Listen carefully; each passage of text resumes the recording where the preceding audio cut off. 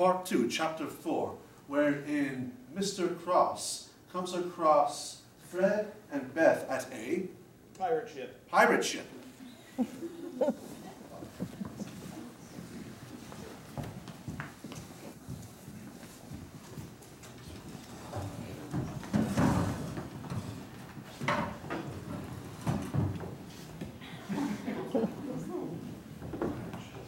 can't believe they've kept this pirate ship here at the docks. It's rather magnificent. The cannons. Beth, thank you for meeting me again. This feels like when we were children and we would meet without our parents knowing. Yes. And I know this is only a friendly visit, but I can't help but feel that if our spouses were to know, they would feel wronged. Yes, that's because we are here just to learn about pirate ships. Yes? Let me raise the mast. Oh, yes. Oh, I feel something raising. Oh, well, look at this plaque here. It would be lovely to learn more about piracy. It's so nice to be here with you as a friend. Do you hear something about the waves? I think we are being boarded. It's a reenactment. Oh, my! There you are. Oh, dear, it's your husband. Allow me William. to come off this plank. I knew I'd find you here thanks to your note on the kitchen counter. Yes. I told you I was meeting a friend. It's a peg leg, I swear. You!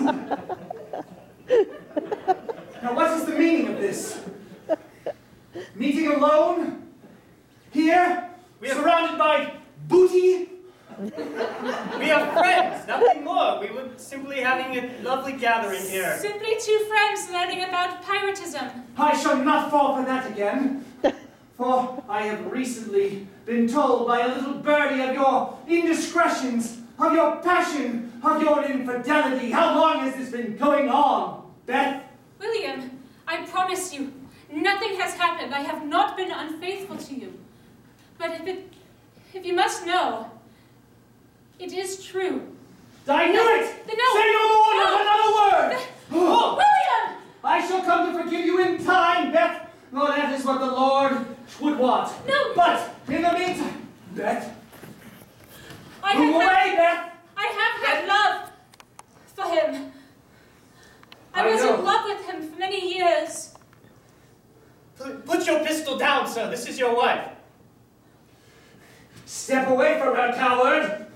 Beth, it is quite all right. You need not protect me. This is not basketball camp anymore. He is not a 14-year-old girl. No, I know my husband. I know that God is within you, and that you would never do something so foolish as to kill a man. The Lord giveth and the Lord taketh away, Beth.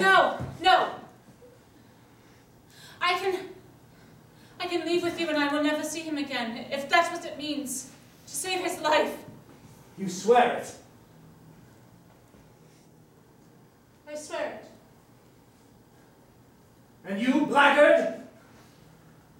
We shall never meet each other again. Then to the plank with you. March.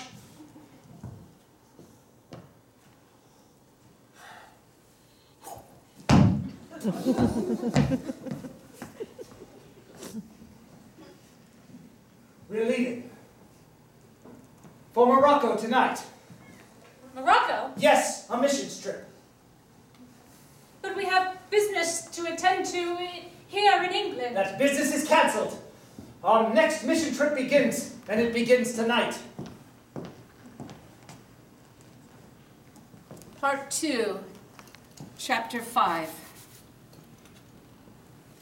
Beth and her mother have a private moment where she finds her in Casablanca.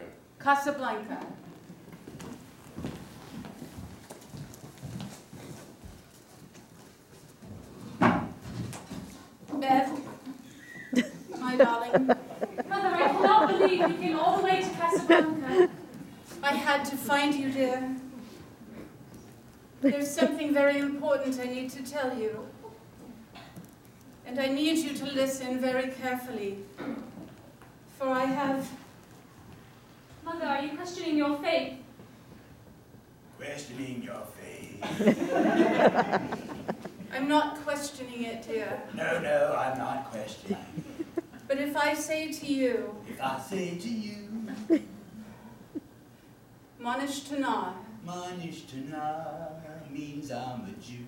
Barak Qatar. Do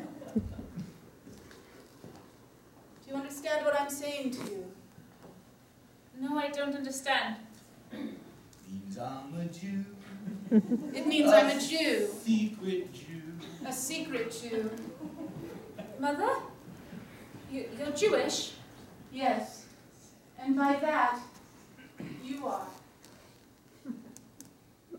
It has been always forbidden for us to cross-marry. But I fell in love with your father. And it was a secret that only he and I shared. What a turn of events. And I could see you questioning your faith at the nunnery. And I could no longer do this to you, my dear. And I fear that if I kept this secret to the grave, you would never be with the one you love, who you truly love. Who is that, my dear? Tell me who you love. I love my husband. I love my husband. And I love God. And God.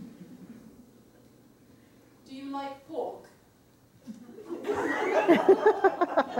I don't care for it myself. Bacon. Ribs. Pork ribs with sauce. I prefer oats. Bologna, spam. Do you like any of that? No, Mother. Of course not. You're Jewish! I'm in love. I'm in love with the man who's not my husband. It can be annulled, you see. It cannot be annulled. No, yes, it can be. We have made love many times, vigorously. That doesn't mean anything. He's not Jewish. Hey, Sam, what are these two toots? What are you yapping about, huh? I don't know. I'm not listening. Mother, what do you suggest I do? I run away from my husband just because I have some ancestry? Ancestry does not mean belief. Find it in your heart, dear. Oh, there you are. Hello, my daughter. Darling. Father, I hope you weren't too surprised by our visit. What a fascinating place this is. So many different traditions, foods, styles, people. It's really opened my eyes. I've told her. You have? She let me know her secret over a brunch of bagels and lox, not just a month ago. And it really opened my eyes.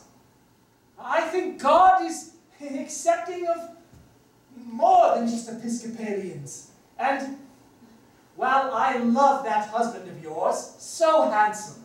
Incredibly handsome. Delightfully handsome. We really see eye to eye. I fear that I sort of pigeonholed you down a certain path for your life. to be honest, in my past several years doing missionary work, I have found that I don't know what religion is true. I learn things from Judaism, from Islam, from Christianity, from Buddhism, and that in each religion, everyone is taught to be true to themselves and kind to others. And that is the kind of relationship with God I wish to have. But my main question is, I'm in love with another man! Bum, bum, bum, bum. How do I leave my Excuse me. husband? Don't play it again, Sam. Sorry, dear. Oh, well, this is quite a conundrum. I must leave my husband. I must go tonight. I have to tell Freddie that I'm in love with him. The plane is waiting and it's foggy tonight. But you've got to get on that plane. Don't look back. The problem of these little people, they don't amount to a hill of beans in this little world, dear. You've got to go and live your life and be happy. Play it again, Sam.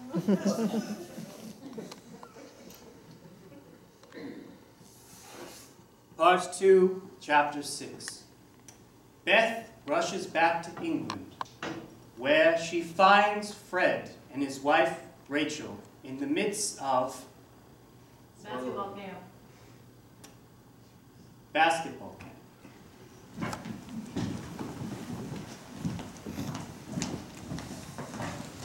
Oh, come on! All right, you're not ready for this.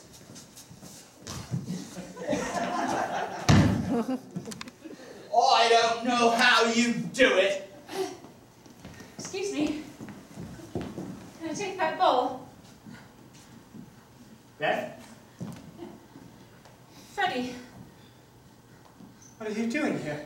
Yes, what are you doing here? Yeah, what are you doing here? You don't even know her. Well, I wanted to play along. I'm about to make a basket. I'm about to score a point. Blocked. Beth, I don't understand. I thought we'd made that agreement never to see each other again. I'm sorry, but I had to tell you.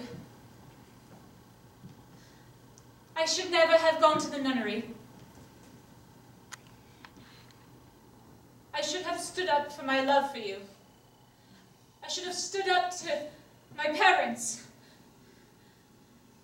I should have told them that I was in love with a Jewish man. What? Are you going to let her just get away with talking like this? How dare you? I'm his wife! I know, and I'm sorry. But what I have learned in the past year is that you cannot live with a secret like this. Freddie, it's okay if you cannot love me back. I know you have made a commitment to your wife. But I had to tell you. I had to let you know the truth. That since the day I met you at basketball camp, I have not gone one single day without thinking of you. Beth. The moment that I met you, and I was 8 years old, I fell in love. But time has passed. We have grown. It's been so many years. I'm happily wed. You are? We have, yes, we have a child on the way, perhaps two. I always had that love for you, but I had to move on. Now hold it right there! Beth, how could you? You swore you'd never see him again. Though I couldn't find you from Morocco.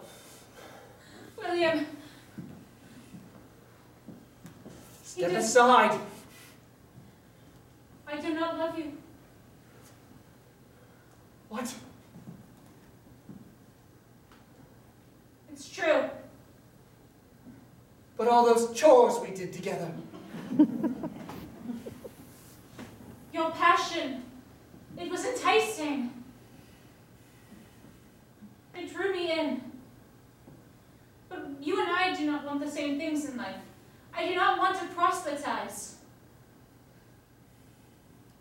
Well, to be honest, I've come to realize I am a bit too passionate for the missionary position myself. I've decided to become a masseuse. With the amount of elbow grease you put into those dishes all those years, I know that will be a good career path for you. I know a resort in the Bahamas that would be happy to have you. I think we should file for divorce. I will take the claim myself of infidelity.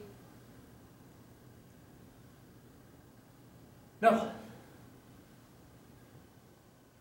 I shan't have you doing that by yourself. We shall both take the claim of infidelity. Well, now you know.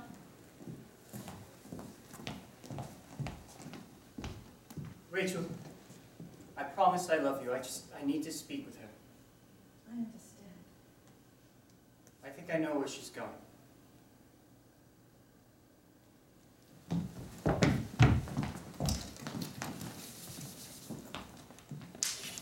Part 2, Chapter 7, wherein Fred chases Beth to find her at the Opium Den. Opium Den.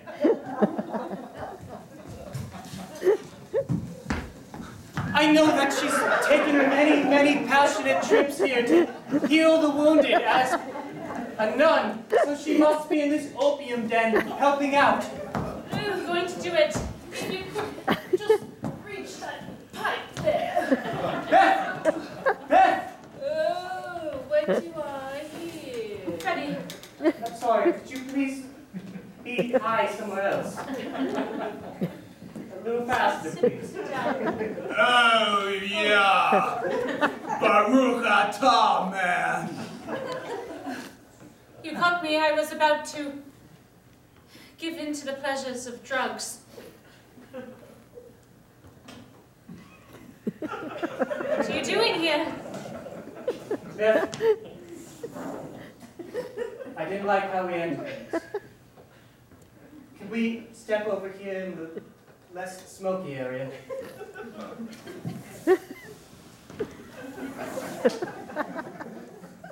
It's Jonah's whale. Yes. I will always love you as a friend. And we'll always have basketball camp. Wherever you go in life, wherever it takes you, I just want you to be happy. And I want you to be happy. Thank you for being the best friend that I've ever had. I don't know what I was doing here. It was ridiculous. I'm not going to do opium. But I think I will start a basketball camp for girls. And I'll be on the other side, coaching that team to play against you. And did they find happiness? Well, the leaves of our book are about to close. And just like the leaves and books of our life, happiness is perhaps always one puff of smoke away. But sometimes you are just so high, it doesn't matter. The end.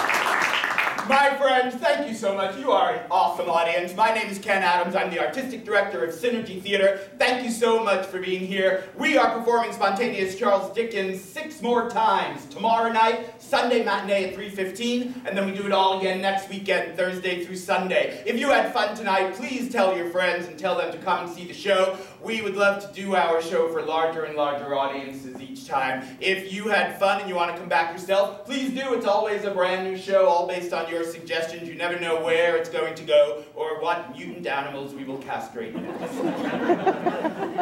Synergy Theater is a 501c3 organization, and one of our very active programs is our youth outreach program, bringing theater to children in the area. We travel into schools, and it is a new initiative of ours that we would like to bring middle school and high school students who do not have the opportunity to see theater into our theater. We have a new program called Theater Smarts, which is going to send teaching artists into the schools in order to show them about improvisation, about the show that we're doing, and then bring hopefully busloads of them here to see our show. It costs money, and we are asking you for help. If you would be willing to help us bring some children to Synergy Theater, there is a box on your way out. If you have some cash and you don't mind throwing it in there, we would appreciate it very much. If you are of the means and inclined, and you want to grab one of those envelopes and send us a nice big check, we would appreciate it very much. We have a very lofty goal of raising $8,000. Holy cannoli, that's a lot of money. $8,000 in order to bring 200 kids here in January for our January show. We would very much appreciate your help. Thank you all so much for being here. If you have friends in the cast and you'd like to say hello, we're going to meet you outside by the stage door. Have a wonderful night and a very happy holiday. Bye-bye.